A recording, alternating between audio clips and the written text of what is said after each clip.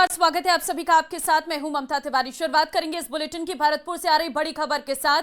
Cough syrup से 6 और बच्चों की तबीयत बिगड़ी थी। 2 हफ्ते तक बच्चों को खांसी और जुकाम हुआ, जिसके बाद डॉक्टर्स की ओर से ये सिरप दी गई थी। परिजनों का दावा है कि इसी सिरप से उनकी तबीयत बिगड़ी। अस्पताल में इलाज के लिए भर्ती कराया गया, जहां पर तबीयत में अब थोड़ा सुधार हुआ है। तो देखिए, ये कफ सिरप जिस पर कई सवाल उठे हैं, अब फिर एक बार और सवालों की घेर में ये कफ सिरप आ चुकी है, क्योंकि भरतपुर में भी परिजनों का दावा है कि इसी सिरप को पीने के बाद बच्चों की तबीयत खराब हुई थी, जिसके बाद अस्पताल में इलाज के लिए भर्ती करवाया गया था। भर्ती कराने के बाद ही बच्चों की तबीयत में सुधार आया था। डेस्ट्रोमेथॉर्पन, इस पर अभी भी सवाल लगातार उठते नजर आ रहे हैं। हालांकि अभी इसकी सप्लाई को पूरी तरह से बंद कर दिया गया है और डॉक्टर्स ने भी जानकारी दी है कि बच्चों को जो खांसी की सिरप है, 2 साल से छोटे बच्चों को तो बिल्कुल भी नहीं देनी चाहिए, और साथ ही साथ बिना डॉक्टर के रिकमेंडेशन की कोई भी सिरप देने के लिए मना कर दिया गया है। तो 2 हफ्ते पहले बच्चों को खांसी और जुकाम हुआ था और डॉक्टर्स की ओर से ये कफ सिरप दी गई थी। परिजनों का दावा है कि इसी सिरप से तबीयत बिगड़ी और अस्पताल में इलाज के बाद तबीयत में सुधार हुआ है। तो देखिए, 2 बच्चों की जान चली गई थी कफ सिरप के पीने से, ऐसा परिजनों का दावा किया गया था। फिलहाल अभी इस पूरे मामले पर जांच की जा रही है। हालांकि कफ सिरप से मौत का दावा जो है वो रिपोर्ट में गलत आया है और क्लीन चिट डॉक्टर्स को मिली है, लेकिन अब इस पूरे मामले की जांच और तेज हो गई है, क्योंकि भरतपुर में भी कुछ बच्चे बीमार हुए थे, जिसमें परिजनों ने दावा किया है कि उनके द्वारा बच्चों को यही सिरप दी गई थी डॉक्टर्स की ओर से। और अब फिलहाल इस पूरे मामले की जांच की जा रही है। दीपक पुरी संवाददाता फोन लाइन पे इस वक्त हमारे साथ हैं। दीपक, जरा बताइए, जो दावा परिजन कर रहे हैं कि सिरप पीने से बच्चों की तबीयत बिगड़ी, इस पर डॉक्टर्स का क्या कहना है? सेवर इलाके के सिगलीगढ़ जो मोहल्ला है, वहां का ये पूरा मामला है। और 2 सप्ताह पहले 6 बच्चों को अस्पताल दिखाने के लिए ले जाया गया था, जिसमें 2 बच्चे एक परिजन के थे, 4 बच्चे एक परिवार के थे। उसमें इनको खांसी की और जो जुकाम की दवाएं दी गई थी। उसके बाद बताया जा रहा है, परिजनों का आरोप है कि तबीयत बिगड़ी और उसके बाद जनाना अस्पताल में भर्ती कराया, जिसके बाद बच्चों की तबीयत में सुधार हुआ। लेकिन चिकित्सा विभाग का ये कहना है कि जो दवाएं दी गई थी उसमें अगर किसी प्रकार की कोई परेशानी थी तो परिजनों ने तुरंत अस्पताल प्रबंधन को क्यों जानकारी नहीं दी थी। अब 2 सप्ताह बाद परिजन आरोप लगा रहे हैं कि हमारे बच्चों की तबीयत उसी दवाई के पीने से बिगड़ी थी। तो ऐसे में कुछ कहा नहीं जा सकता है इस मामले को। ये मामला असमंजस सा नजर आ रहा है, क्योंकि 2 सप्ताह के बाद जो परिजन है वो चिकित्सा विभाग पर आरोप ये लगा रहे हैं कि जो दवाई दी गई थी उनसे बच्चों की तबीयत खराब हुई। जबकि चिकित्सा विभाग का ये कहना है कि 2 सप्ताह पहले बच्चों को सेवर में दिखाने के लिए लाया गया था, जहां सेवर जो उपजिला अस्पताल है वहां पर जो दवाई दी गई थी, उन दवाई के पीने के बाद अगर तबीयत बिगड़ती तो वो तुरंत अस्पताल प्रबंधन को बताते। लेकिन परिजनों का कहना है कि तबीयत बिगड़ी और उनको उल्टी हुई, उल्टी होने के बाद बेहोशी की स्थिति हो गई, जिसके बाद उनको अस्पताल ले जाया गया, भरतपुर प्रॉपर जनाना अस्पताल ले जाया गया, वहां पर उनको भर्ती कराया गया। उसके बाद उनको आराम मिला। इस तरह का जो मामला है, अब चिकित्सा विभाग का जो बड़े अधिकारी उनका कहना है कि इस मामले को भी जो पहले के जो मामले हैं उनमें जोड़ करके आगे की जो जांच है वो की जाएगी। ठीक है, लेकिन अब देखना होगा इस पूरे मामले पर क्या आगे जांच बढ़ती है। फिलहाल आपका बहुत धन्यवाद तमाम जानकारी देने के लिए। तो देखिए, 2 बातें हैं। परिवार के लोग अब ये कह रहे हैं कि इसी सिरप की वजह से बच्चों की तबीयत बिगड़ी, लेकिन डॉक्टर्स को पहले इस बारे में जानकारी नहीं दी गई। ये तमाम ऐसे अलग अलग चीजें निकलकर सामने आ रही हैं सिरप को लेकर कि अब इस पूरे मामले पर जांच तेज करनी पड़ी है। और के विरोध में प्रदर्शन जारी है। ग्रामीण और परिजनों का विरोध लगातार जारी है। सभी धरने पर बैठे हुए हैं। पिछले 2 दिन से ग्रामीण विरोध प्रदर्शन कर रहे हैं। मृतक के घर के बाहर परिजन ग्रामीण के साथ धरने पर बैठे हैं। नरेश मीणा, मांग पूरी होने तक धरना जारी रखने की बात की गई है। प्रशासन और प्रतिनिधि मंडल में अभी तक सहमति नहीं बनी है। बड़ी संख्या में ग्रामीण मौके पर मौजूद है। पुलिस अधिकारी स्थिति पर नजर रखे हुए नजर आ रहे हैं।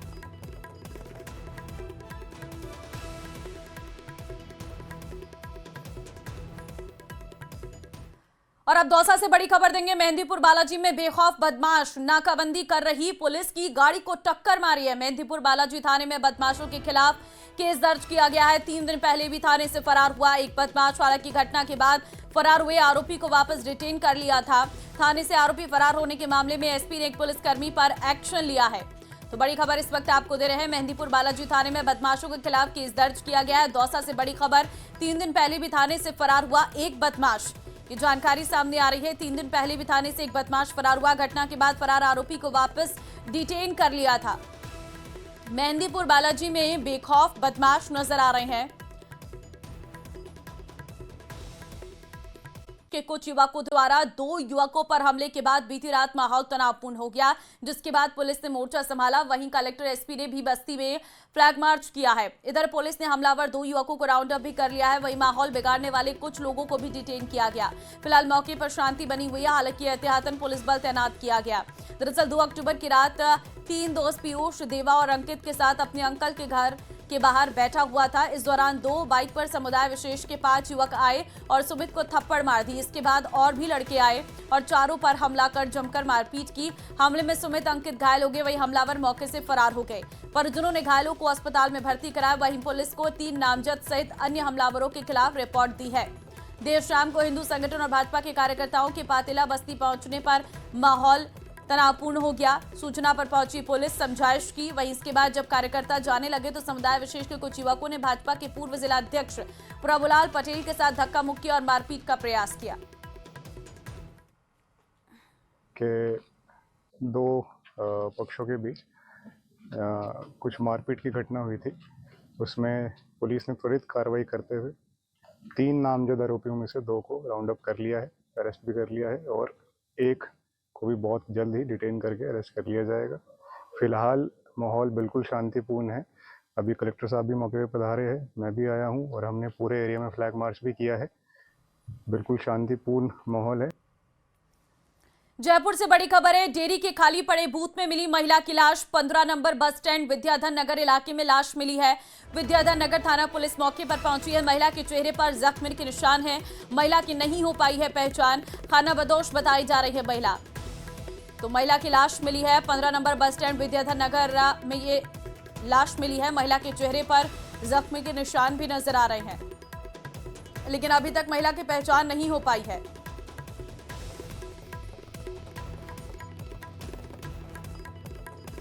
खानाबदोश बताई जा रही है महिला। अब बात करेंगे उस किडनैपिंग की जिसने रात में ही थाने का घेराव करा दिया। खेत पर गई 15 साल की मासूमा आखिर कहां गायब हो गई? आरोप खेत पर काम करने वाले बांग्लादेशी रोहिंग्या पर लगा और 3 दिन बाद भी पुलिस को सुराग नहीं लगा है। थाने का घेराव हुआ, ज्ञापन सौंपा गया, नारेबाजी की गई और बड़े आंदोलन की चेतावनी दी गई, लेकिन अभी तक पुलिस को ना तो नाबालिग मिली है, ना ही वो रोहिंग्या आरोपी मिला है। ये रिपोर्ट देखिए।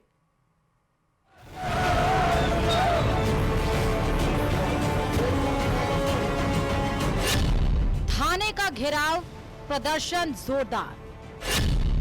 नाबालिग किडनैप, रोहिंग्या पर आरोप। आंदोलन की दी चेतावनी, मासूम दस्तयाब कब? ये देशनोक थाना है जिसे चारों ओर से घेर लिया गया है और एक ही मांग उठ रही है, नाबालिग को दस्तयाब करो और आरोपियों को गिरफ्तार करो। इस दौरान प्रदर्शनकारियों ने थाना अधिकारियों को ज्ञापन सौंपा। एफआईआर दर्ज हुई है। सूचना आई है कि 15 साल की लड़की है, उसको उसके जो खेत पर कोई काम करने वाला किसान परिवार था जो कि मुसलमान है, उनका एक बच्चा जो है वो उसको ले गया है। तो नाम, पते, मोबाइल सब नंबर हमारे पास आए हैं। हम उसको ढूंढवा रहे हैं। मोबाइल की भी जितनी भी जांच हो सकती है वो कर रहे हैं। कुछ टीमें हमने भेजी हुई है। परिजनों ने बांग्लादेशी रोहिंग्या मजदूर पर किडनैपिंग का आरोप लगाया। अधिवक्ता जेडी चारण ने बताया कि एक खेत में काश का काम करने वाले मजदूर ने खेत मालिक की नाबालिग बच्ची को बहला फुसलाकर भगा ले गया और अभी तक पुलिस ने कोई कार्रवाई नहीं की है। स्थानीय लोगों ने देशनोक और आसपास के गांव में अवैध रूप से रह रहे रोहिंग्या मुसलमानों को चिन्हित कर सख्त कानूनी कार्रवाई की मांग की है। 29 तारीख को यहाँ खेतों में काश्त करने वाले रोहिंग्या लोग जो मुस्लिम धर्म के लोग रहते हैं, तो उनका शुरू से ही प्रोपोगेंडा तो यही है, लव जिहाद जो चल रहा है उनमें बेला फुसला कर ले जाना। इसी प्रकार का वाक्य हमारे यहाँ देशमुख के खेतों में हुआ है। हमारे यहाँ जो काश्तकार है रोहिंग्या परिवार का, वो हमारे यहीं के जो खेत के मालिक है, जाट परिवार से आते हैं, उनकी एक बच्ची जो नाबालिग है मात्र 14 साल की, उसको बेला फुसला कर ले गए हैं।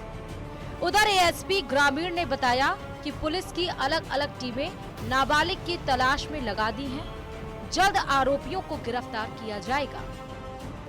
जब तक वो पकड़ में नहीं आए तब तक उसकी पता नहीं चलेगा वो कहाँ का रहने वाला है, भारत का है, बांग्लादेश का है या कहाँ का है। अभी जब तक पूरी उसकी खाता बही नहीं मिल जाए, अभी हाल फिलहाल हमारा मकसद ये है कि लड़की को जल्दी से जल्दी हम रिकवर करें और मुलजिम को पकड़ें।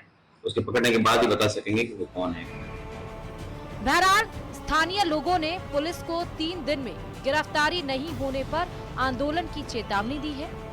अब देखना ये होगा कि पुलिस कब तक नाबालिग मासूम को गिरफ्तार कर पाती है।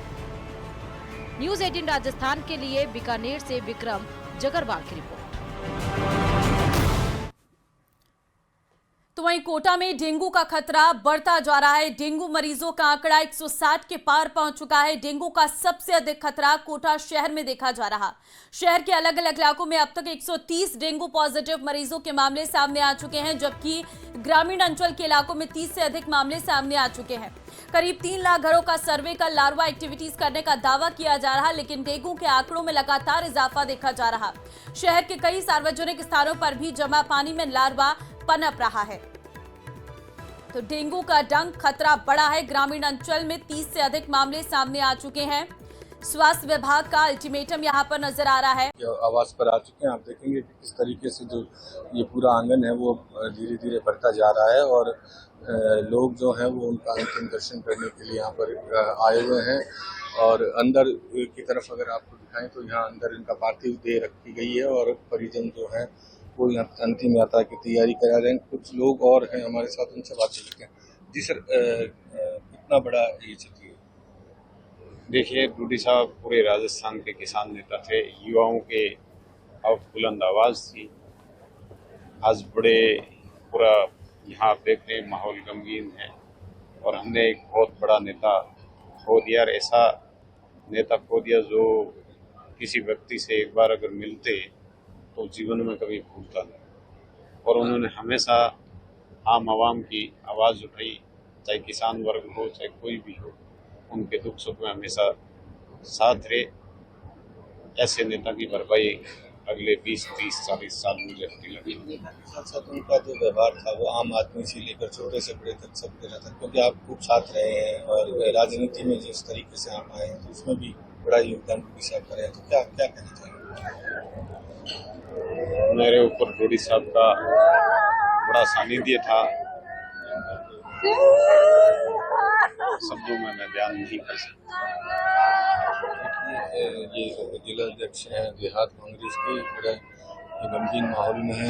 कुछ और लोग बात करते हैं। जी सर, क्या क्या लग रहा है, किस तरह की क्षति हुई है? किस तरह की क्षति है? देखो, राजनीति में तो क्षति बेनिफिट चलता रहता है, लेकिन ये मेरे को व्यक्तिगत क्षति ज्यादा है। एक मेरा अजीज और मेरा शुभचिंतक जो था वो बीच में छोड़ दिया।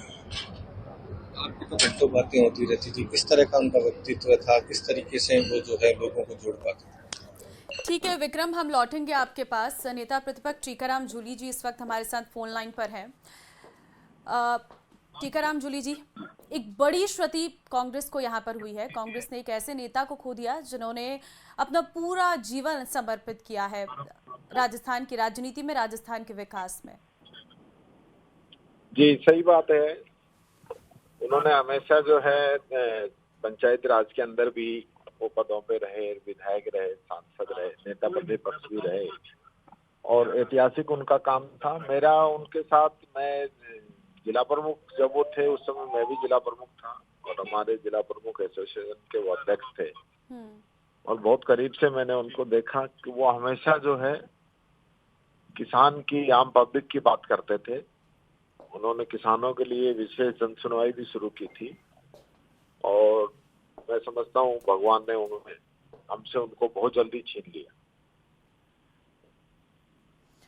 बिल्कुल कम उम्र में लेकिन बड़ी बीमारी का सामना वो कर रहे थे, लेकिन पूर्व नेता प्रतिपक्ष थे और आज आप नेता प्रतिपक्ष हैं। एक बड़ी जिम्मेदारी होती है। आप जरा उनके कार्यकाल को याद करेंगे तो बताइए जरा किस तरीके का उनका व्यवहार था, कैसे उन्होंने जिम्मेदारियां नेता प्रतिपक्ष के तौर पर निभाई थी। नहीं, वो बहुत सिंपल थे और पूरी जिम्मेदारी उन्होंने बहुत मजबूती से निभाई और विधानसभा के अंदर हमेशा जो है किसान की बात को बहुत ही मजबूती से रखा। विपक्ष की आवाज उन्होंने बहुत मजबूत तरीके से उठाई थी और आज भी लोग उनके कार्यकाल को याद करते हैं। जिस तरीके से आप बता रहे हैं किसानों की आवाज उन्होंने बुलंद की थी, शायद यही वजह है कि आज अंतिम दर्शन के लिए किसानों का हुजूम उनके आवाज पर पहुंचा है। जी, मैं खुद भी जा रहा हूँ, अभी रास्ते में ही हूँ, अभी अलवर से रवाना हुआ हूँ। हमारे यहाँ से बीकानेर काफी दूर है। अभी मैं अंतिम संस्कार में शामिल होने के लिए जा रहा हूँ। ठीक है राम जी, बहुत धन्यवाद फोन लाइन पे जुड़ने के लिए, जानकारी देने के लिए। तो विक्रम हमारे संवाददाता इस वक्त लगातार हमारे साथ लाइव बने हुए हैं। विक्रम, आप लोगों से पूछ रहे थे, जानिए जरा उनके बारे में, उनके कार्यकाल, उनका व्यक्तित्व, क्योंकि आज इंसान हमारे बीच नहीं है लेकिन यादें लोगों के मन में बहुत सारी है। ये बिल्कुल निश्चित रूप से यादें जो है रानी की दूरी की बहुत से लोगों के दिलों में है, चाहे वो राजनीतिक क्षेत्र में रहे हों नहीं रहे हों, दूसरे जो भी लोग हैं वो भी उनसे काफ़ी उनका जुड़ाव रहा है। जो लोग बात करते हैं जी, किस तरह की क्षति आपको? निश्चित रूप से कांग्रेस के लिए बहुत बड़ी क्षति है और पूरे पश्चिमी राजस्थान की एक आवाज़ हमेशा के लिए शांत हो गई है।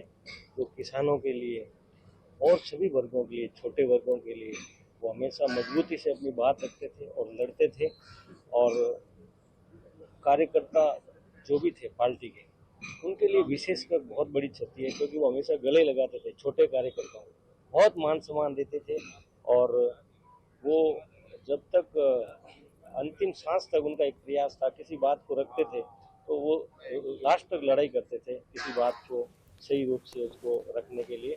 निश्चित रूप से कांग्रेस पार्टी के लिए तो ठीक है विक्रम, आपसे और अपडेट लेते रहेंगे। फिलहाल आपका बहुत धन्यवाद जुड़ने के लिए। और